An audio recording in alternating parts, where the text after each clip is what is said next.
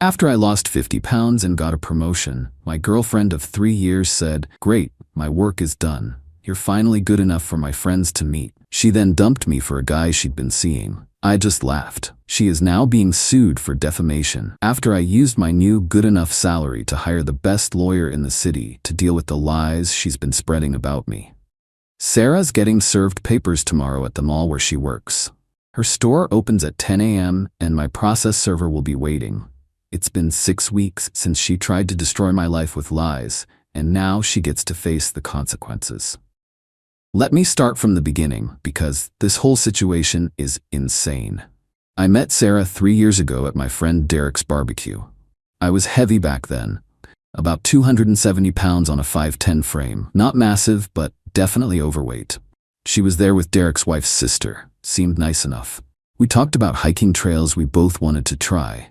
Should have been my first clue when she never actually wanted to do any of them. The relationship started pretty normal.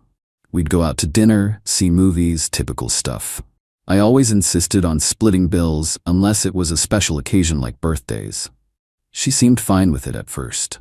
About 6 months in, the weight comments started. Maybe just get a salad this time, or we could walk instead of driving. Small stuff that got more frequent. When she bought me a gym membership for Christmas, I had enough. Told her straight up if my weight bothered her that much, she knew where the door was. She backtracked immediately, claimed she was just worried about my health. The thing is, I'd already been thinking about getting in shape. My job involves sitting at a desk all day and I was feeling it. Bad back, no energy, couldn't play basketball with the guys anymore. So I decided to make a change, but I made it clear to Sarah this was for me, not for her approval. Started hitting the gym at 5 a.m. before work. Changed my eating habits. Nothing extreme, just consistent. The weight started coming off steady. Lost about 10 pounds the first 2 months. That's when Sarah's behavior changed. She became obsessed with my fitness journey. Buying me workout clothes I didn't need. Trying to control my meal prep. Making these elaborate Instagram posts about our transformation when she hadn't stepped foot in a gym. I told her to cut it out. This was my journey, not hers. She could support me without taking credit for work she wasn't doing. She apologized, but the behavior continued. About a year in, I'd lost 30 pounds and things at work were going well. My boss mentioned a senior position opening up. Better pay, more responsibility. I started working harder, networking more, really pushing for it. Sarah hated that I had to go to after-work events, called them pointless, said I was choosing work over her. I explained these were important for my career, but she didn't care. She wanted me to skip them and go to clubs with her friends instead. I refused. That's when the real problems started. She became jealous and controlling, started accusing me of flirting with women at the gym, tried to go through my phone when she thought I was sleeping. I caught her once at 2 a.m. scrolling through my messages. Told her to get dressed and go home immediately. Made it clear if she did it again, we were done. She cried, apologized, blamed it on insecurity because I was getting too attractive. I didn't buy it but gave her one more chance. Stupid move on my part. Then came the financial boundary pushing. She wanted access to my bank accounts to help plan our future. I laughed and said, absolutely not. My money was my money. Even if we got married someday, I'd want separate accounts. She didn't like that answer, but I didn't care. 8 months ago, everything came to a head. I'd hit my goal weight of 220 pounds, down 50 total. The same week, I got the promotion. Senior position with a 40% raise plus bonuses. I was feeling great about life. That Friday, I was at home cooking dinner to celebrate. Sarah walked into my kitchen and said something I'll never forget. "Great, my work is done. You're finally good enough for my friends to meet." I actually laughed because I thought she was joking. She wasn't. She went on this whole speech about how she'd invested in me, how she'd built me up, and now that I was finally presentable, she could move on to someone who matched her lifestyle better. Then she told me she'd been seeing Trevor for 2 months, some trust fund kid with a boat. I just stood there stirring pasta sauce while she explained how she'd earned the right to upgrade after fixing me, like I was some broken car she'd restored. I turned off the stove, looked her in the eye, and said, "Get out of my house." She tried to backtrack, explain more, even tried to touch me. I just started packing her stuff in garbage bags. When she realized I was serious, she switched tactics. "You'll never find someone like me." "That's the goal," I replied. She left within an hour. I blocked her on everything that night and figured that was the end. If only. 2 weeks later, my phone started ringing nonstop. Friends, coworkers, even my sister were asking if I was okay. Turns out Sarah had gone nuclear on social media. According to her posts, I was abusive, controlling, and had cheated on her with multiple women from the gym. She claimed I was on steroids, that my promotion was from sleeping with my boss, and worst of all, that I'd given her an STD. That last one was especially stupid since I'd just had a full physical for my new insurance. Completely clean bill of health. But that didn't stop her from spreading the lie. I screenshot everything. Every post, every comment, every message someone forwarded to me. At first, I figured she'd burn herself out, but it got worse. She started contacting my company's social media pages, leaving reviews about their toxic culture. She emailed my boss directly with concerns about my character. She even called the gym trying to get me banned, claiming I was harassing her there. That's when I decided to fight back. Use some of that raise money to hire a good lawyer. Not the best in the city, but someone solid who specialized in defamation cases. My lawyer took one look at the evidence and said we had a strong case. The STD claim alone was defamation per se. Add in the workplace interference, and we were looking at significant damages. We sent a cease and desist letter giving her 15 days to remove all posts and stop contacting my employer. Her response? She posted about the letter, calling it intimidation tactics from an abuser. Perfect. More evidence. While my lawyer prepared the lawsuit, I found out more through mutual friends. One of them, Monica, felt bad about the whole thing and reached out. She told me Sarah had been bragging in their group chat about destroying me because I didn't beg for her back. She'd actually written out her plan to get me fired. Monica wasn't comfortable with it and saved screenshots. When I asked why she was helping me, she said Sarah had done similar things to other exes and she was tired of watching it happen. I gave everything to my lawyer. We filed the lawsuit exactly 20 days after the cease and desist letter. Defamation, interference with business relations, and intentional infliction of emotional distress. The same week we filed, I had to do something about the credit card situation. See, I'd given Sarah a card on my account for emergencies only. When I checked the statements after the breakup, I found charges at restaurants and bars I'd never been to. Cross-referencing the dates with her social media, they were clearly dates with Trevor. I filed a fraud report with the credit card company and provided evidence that we'd broken up before those charges. They reversed them and opened an investigation. I also filed a police report, though I doubted anything would come of it. Sarah must have gotten word about the lawsuit because the calls started immediately. Different numbers, crying voicemails, texts from apps I'd forgotten existed.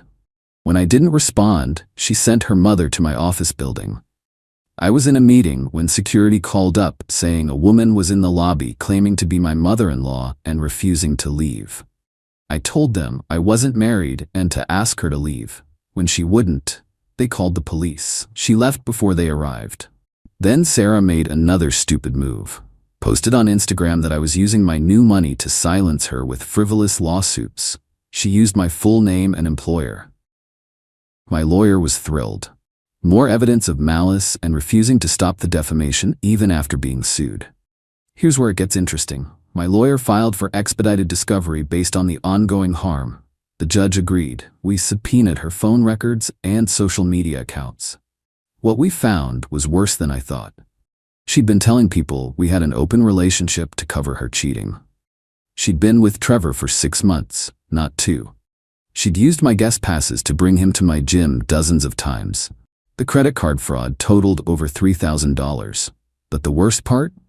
She'd been actively planning to break up with me for months, waiting specifically for my promotion to go through first. She wanted maximum drama and thought I'd be so grateful for her help getting in shape that I'd beg for her back. My lawyer says between the defamation, the provable damages to my reputation, and the credit card fraud, we're looking at mid-5 figures in damages minimum.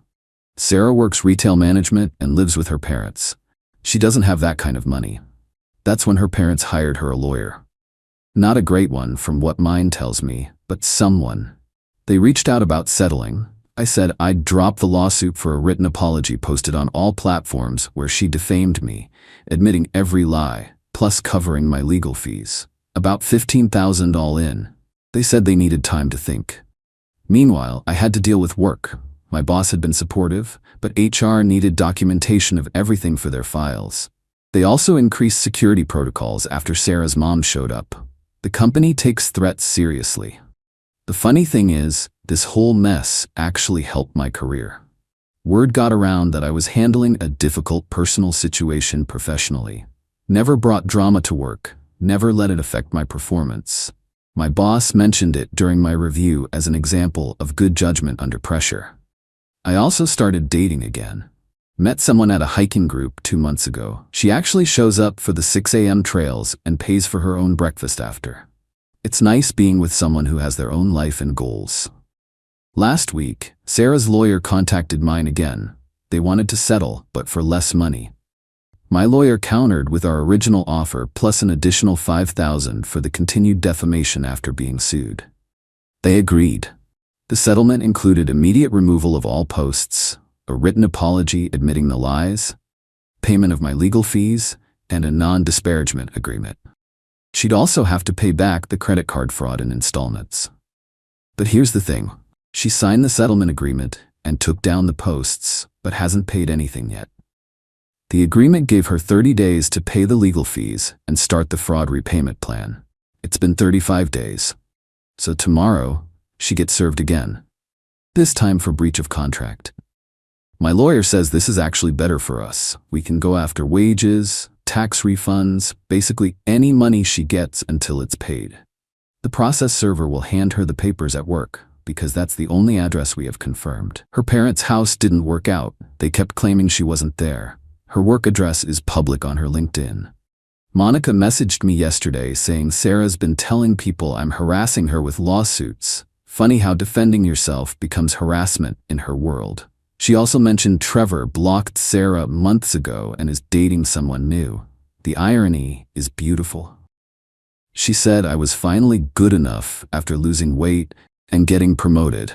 Now that promotion is funding the lawyer who's making her face consequences. The weight loss gave me confidence to not tolerate disrespect. Her project became her problem. Tomorrow at 10 a.m. she'll be served with breach of contract papers. Another lawsuit to add to her problems. Another set of legal fees she can't afford. All because she couldn't just break up like a normal person. My lawyer thinks she'll try to file bankruptcy to avoid payment. Joke's on her. Defamation judgments often survive bankruptcy, especially with malice involved. She'll be paying this off for years. I'm heading to the gym in an hour. Same routine that lost the weight, same discipline that got me promoted, the consistency she tried to take credit for but never understood. My girlfriend and I are doing a 10-mile hike this weekend, an actual hike on actual trails with someone who actually shows up. She jokes that she's glad Sarah released me back into the wild. I'm glad too. Sarah thought she was trading up. Instead, she traded a stable relationship for lawsuits, debt, and a reputation that follows her everywhere. Her social media is private now, but people still remember. Good luck explaining that to future boyfriends. All because she couldn't handle rejection. All because she thought I'd beg for someone who saw me as a project. All because she underestimated what happens when you attack someone who finally has resources to fight back. The best part? I'm not even angry anymore. I'm just tired of dealing with it. Tomorrow's service is just business. She breached a contract, so there are consequences. Simple, cause and effect. My phone buzzes. Text from my lawyer confirming the server will be at her store at 10 a.m. sharp. He's done hundreds of these and knows how to handle difficult people. Game time. Again, I check my banking app. Legal fees adding up, but still less than what she spent on dates with Trevor using my card.